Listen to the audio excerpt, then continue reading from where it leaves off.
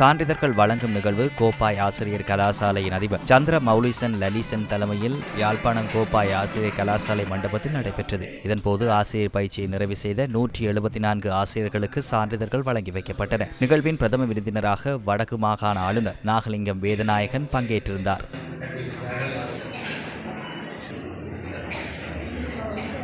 ஒரு அலுவலகத்துக்கு நாங்கள் போகின்ற பொழுது நீங்கள் அந்த அலுவலகத்தில் உங்களுக்கு தெரிந்தவர்கள் யாராவது இருப்பார்கள் என்று பார்த்து கொண்டு தான் போகிறீர்கள். முதலே அறிஞ்சு வச்சுக்கொண்டு அங்கே யார் எனக்கு தெரிஞ்சவர்கள் இருக்கிறார்கள் என்று.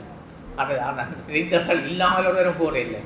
அங்கே யார் இருக்கணும் அல்லது என்னுடைய சிநேகிதன் மூலம் பார்த்து அங்கே இருக்கணும் எனக்கு தொடர்புள்ள அப்படியான ஒரு நிலைமை தான் இன்று இருக்கிறது.